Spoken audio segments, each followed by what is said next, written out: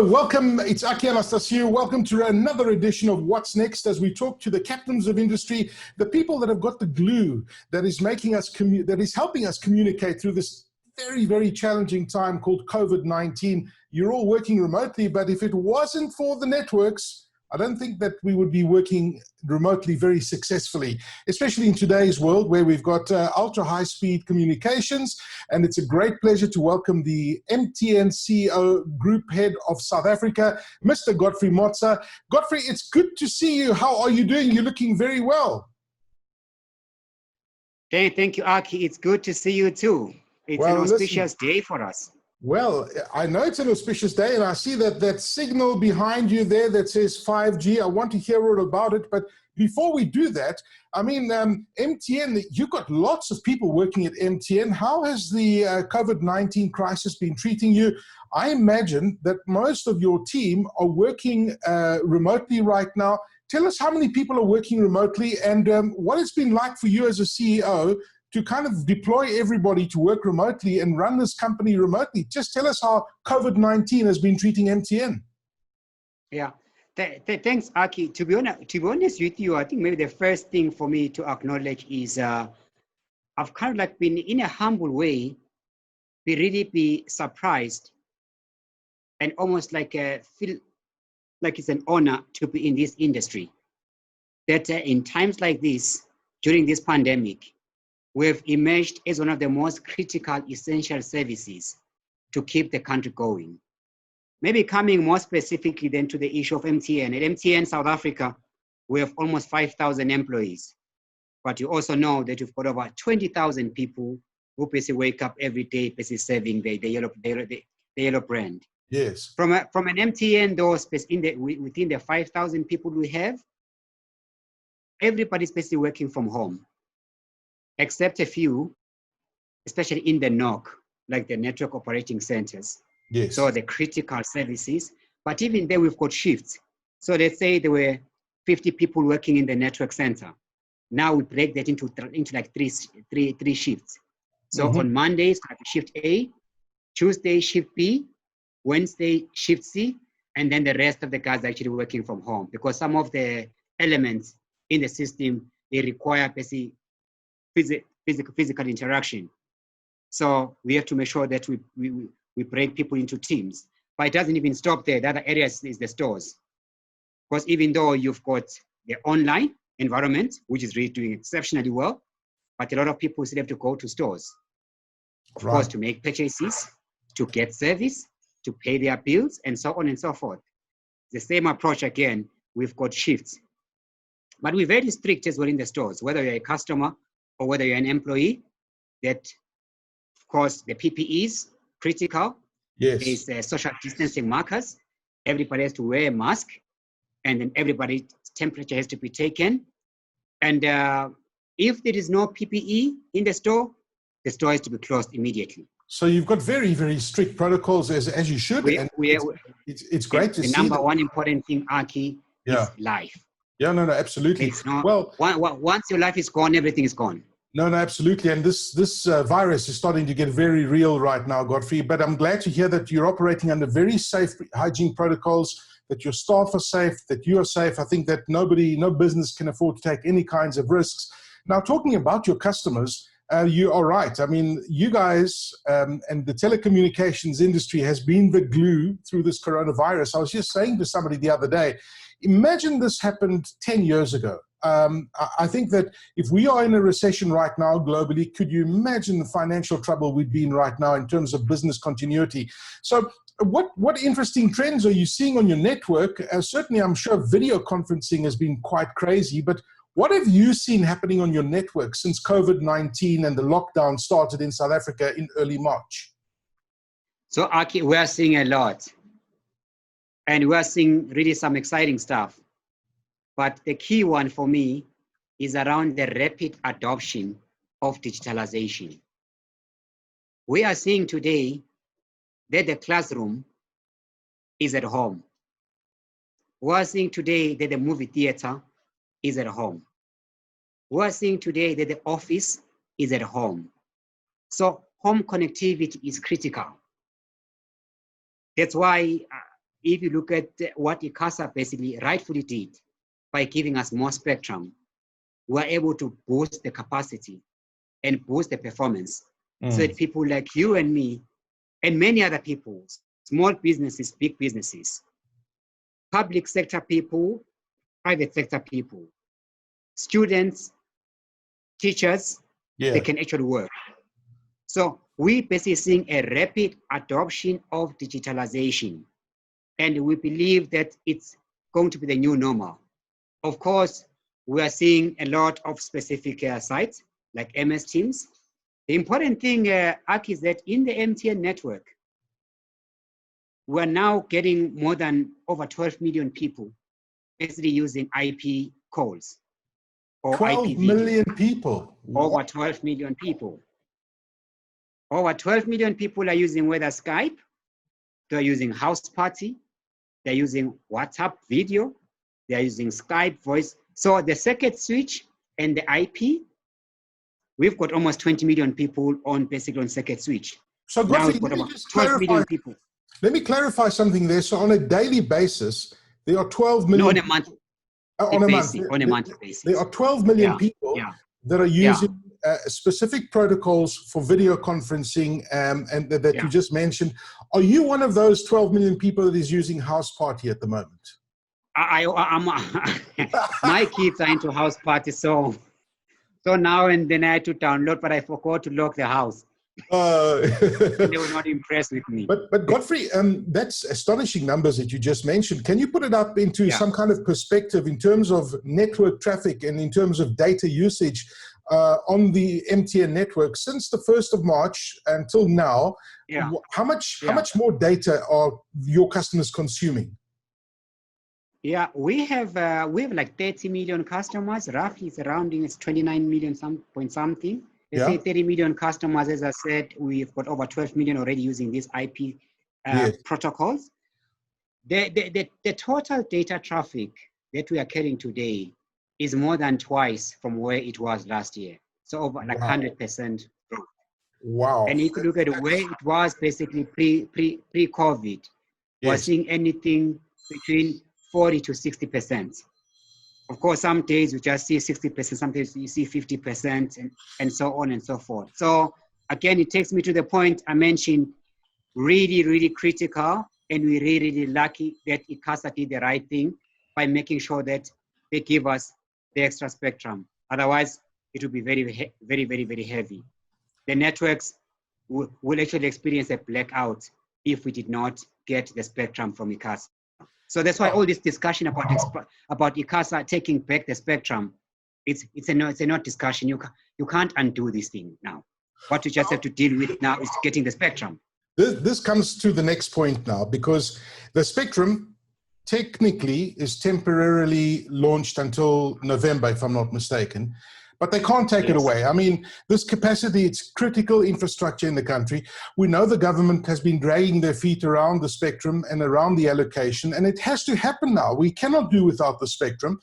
Are you confident that by this year end, that some agreement will have been reached and this spectrum that is really required by yourselves and Vodacom, I'm not sure about Cell C and Telkom at this stage, and depending on how it's going to be auctioned off, but are you confident that this will be auctioned off and actioned and in the bag by the end of this year? Yeah, I do not know whether it's going to be auctioned or whatever methodology is going to be used, but the thing is simple here. We really need the spectrum, and the ICASA cannot pull the spectrum, because if they pull the spectrum, we will collapse. The net, you know this thing that you have at ESCOM, the load shedding. Yes. You will introduce load shedding for telecom companies. So you're saying to me, if you were not allocated this temporary spectrum in the last few weeks, the networks would have just collapsed? I wouldn't be able to carry the traffic. Something would have to give. What will happen that you and I wouldn't be able to do what we are doing. But the point is, as well, Aki, is we now have this traffic. You know, once you basically get into the internet, you don't forget about it. Yes. You basically, you use it as a tool of work. So even post the pandemic, the traffic will stay. because people have found the digital benefits of working like the way we are working. Right, right. So we are basically asking ICASA, and with all due respect, we have to be thankful that President Ramaphosa gets this. That Minister Stella gets this. Yes. Wellington, the CEO at ICASA, they get this. It took us over a decade to get something, but you know what? Sometimes I say, better late than never. These people have showed up because the progress that has been made in 1 year in this space, or 1 year, 18 months, far surpasses all the 10 years of wastage and nothingness that we're doing nothing busy. You can do two things on this, Aki. You can politicize and say all this kind of stuff, and then China moves ahead, America moves ahead, Germany moves ahead, Kenya moves ahead, and then all you are left with is just complaining. Right, I'm not saying the complaints are trivial, they are relevant. But guess what? We still need to make sure we build the networks. These things are not mutually exclusive. It does not mean when you give MTN a post-94 company, a black-run company, a black, maybe significantly owned company, you are taking away transformation. Yes. But also, let's be honest, the transformation is not where we still would like it to be.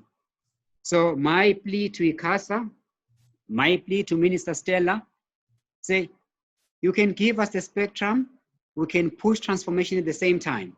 You don't have to delay the spectrum to see transformation. Actually, the spectrum, once it's in motion, it gives us more capacity and more capability to fuel even more digital revolution and more transformation, because the future industries, as I say, they're going to be built out of this thing. No, so absolutely. If you don't have it, just creating, it's a zero-sum game. We all walk away as losers. So I mean, we need the spectrum, we need the transformation. Yeah. No, it's locking tremendous economic value, Godfrey. And I mean, you're 100% right. And I'm glad that you raised the points that you raised, because it's really, really important.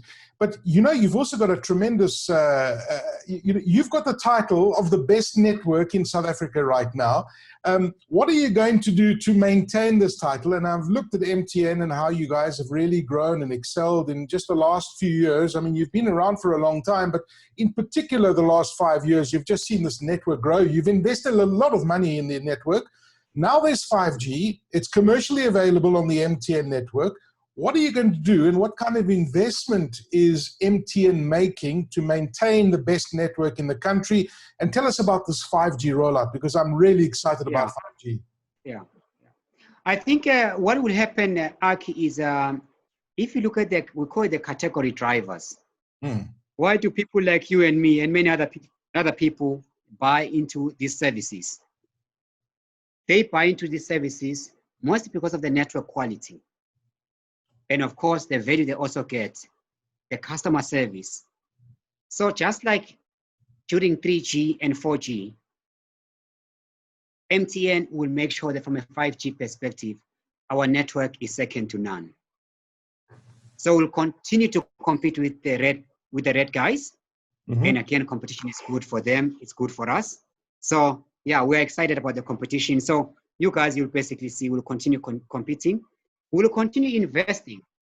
MTN spent like over 50 billion rands, maybe in the last 4 or 5 years or so, to deliver the network that we have. The networks are expensive. Yeah. And guess what? Not everybody can be building the networks. There is not enough money in the country for each and every player to be building his own network. You have the Cell C situation. Cell C is on us now. Yes. Because it is cheaper for them to be buying the stuff from us than to be building on their own. And I've been debating this thing like ad nauseum. You look in the States, over 300 million people, almost 20 trillion GDP. Guess what? They have to consolidate into only 3 players, because nobody can be laying $30 billion every year on the capex. Sometimes people talk about stuff that don't add up. South Africa cannot afford to build first world infrastructure in a fragmented situation. Yes. Of course, you need to make sure you've got strong players, but they're also competitive. anyone who says MTN and Vodacom do not compete on infrastructure, they are monopolizing the stuff. I don't know what he's talking about, because in my world, I don't sleep every day, making sure that I'm delivering for my customers and I'm not falling behind. I guess also the same story on the other side. I used to live on the other side. It was the same story. So we will continue investing. What I've said to Giovanni is, okay, we need to scale on this. We are starting with 100 sites. Giovanni has reminded me to say, Godfrey, you do not have a permanent allocation on spectrum. So we've taken a bet internally on an ambition that I'll get the spectrum. From the day we get the spectrum, count 12 months. We should have covered at least 10 million South Africans. Wow, that's a big promise. Because at the core at MTN, we have always said everyone deserves the benefits of a modern connected life. I know some people say, these are just slogans, people trying to feel important. This is really what we believe in. This is our Bible. This is our core belief, that we build the digital life, the connectivity, the services, the distribution. So Godfrey, with regards to the 5G, I mean, your packages are exciting. So that's a big promise you're making. Once you get the spectrum allocation, within 12 months, you will be covering 10 million South Africans, basically. Geographically, if you can paint us a picture from the time that you get the spectrum, 18 months after that, what kind of coverage will you have with 5G in South Africa? We normally do the coverage based on population. Right.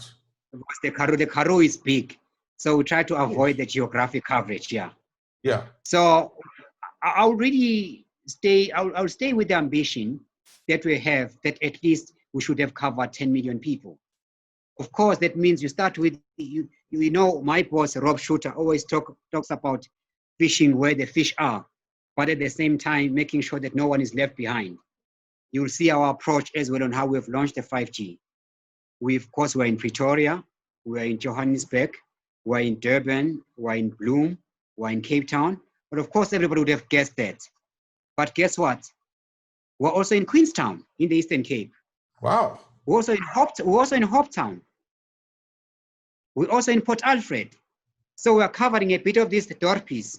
Because what's interesting, what Giovanni did on this, with all due respect, if you look at the 5G today, it's being played from the lowest band to the highest one. Yes. So you've got 700. We basically have a deployment there, which is very good for the long distance coverage. So it's an aggressive rollout, eh?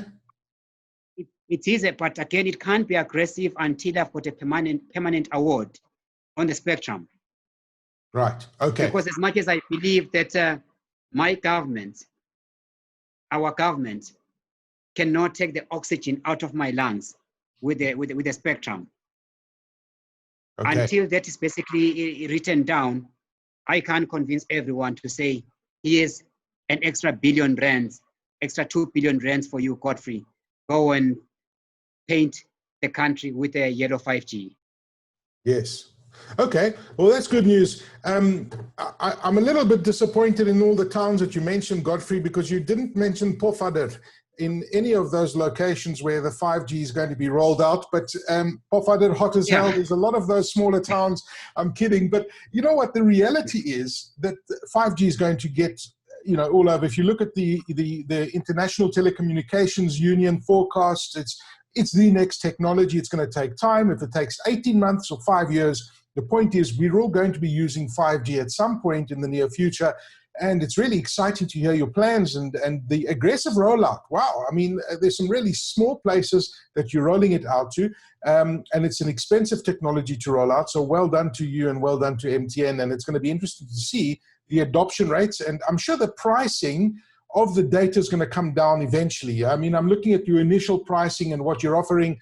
It is expensive, but it's a new technology. Where do you see it going in 3 years from now? Are you going to see it drop significantly in terms of the cost? Yeah, I am more ambitious, to be honest with you, in terms of timing than the 3 years. 3 years is too long. Yes. See, for us, Aki, here, it feels like we're being it's like being born again. It's a rebirth. I was lucky that in 1995, when we were switching off or we were switching on the networks and we were still starting up, I was working for this company. I was still in intern. I think I've long said that. Yes. Then I was lucky that also when 3G was launched, I was basically there. And then I also been lucky that all the plans we had to make on 4G without the spectrum, I was there. And then now even 5G. So all the G's in South Africa have been there. And the Godfrey So, as well. There's the G of Godfrey as well, don't forget. Yeah, so a lot of excitement. So what we've said internally Yes. around the pricing, it's very important that this thing can't just be for rich people. Otherwise, you lose all the credibility with the stakeholders, especially the government. Yes. Because today, the townships, there are like 50 million households in South Africa. But if you look at the households with true broadband, it's nothing as a percentage. So at the core with 5G, we want the townships, as an example, to have ultra-fast broadband that is affordable. My benchmark to my commercial people, I say if DSTV, multi-choice, are able to deliver DSTV compact with hundreds of channels between 400 and 500 rands, I want to get to the same price point of a 5G unlimited, because it's clear that the 5G, it's clear that 5G with the ubiquity and with the investment and the scale and the speed will be able to cover those places. Those people have been waiting for over 100 years to get a fixed line connectivity for internet from their providers. 100 years later, it hasn't arrived. So it's on its way now. Please make sure that the 5G, that's the moment they've been waiting for. Yes. No, it's exciting stuff, Godfrey. But just overall, I mean, before COVID-19, data must fall was a big, big conversation for South Africans. You've reduced your prices significantly. Can we expect to see more price reductions for data in the next 6 to 8 months? Yeah, I will reduce more prices once I get even more spectrum. Okay. And more permanent awards. Yeah, I will. Good. I will. Good, good. There is no way, because here's the situation on this thing. If you don't reduce the prices, you don't stimulate the consumption. Correct. If you don't stimulate consumption, you are killing productivity. You are stifling innovation.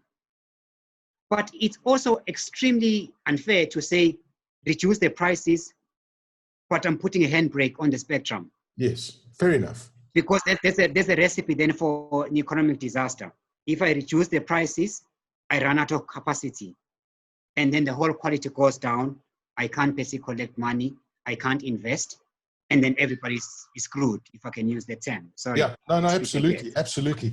So Godfrey, I mean, this pandemic is certainly going to change everything in the world and the way business is being done. As one of the leaders and the captains of industry in the telecommunications industry, where do you see the big changes happening after COVID-19 settles down? Because we're certainly not going to go back to the new normal, as we said earlier. And then I also want to ask you for your aha moment during this COVID-19 lockdown. Has Godfrey Motsa had an aha moment? And where does Godfrey Motsa see the world in the next few years as we move out of COVID-19? Certainly not going to be the same. What's been your aha moment, and where do you see the future, Godfrey? I think my biggest aha moment is that I am still standing, and we are actually making progress. We are delivering innovations like we have, and then we are serving the nation. In a situation like this, our people have been able to work remotely to deliver quality of service to our country, to our customers, as if we're still in the office. But what do I see really coming through? One, if we've got 5,000 people at MTN working today, a huge chunk of those people are not going back to the physical environment. They're going to work from home. And then from a philosophical point of view, from myself and also what I'm pushing to my team, though even with a vaccine, let's say it arrives in 12 months or 18 months, wherever it arrives, those who are able to work from home, those who want to work from home, they should continue working from home. There's no point for them to be coming to 14th Avenue or wherever the offices we have throughout the regions.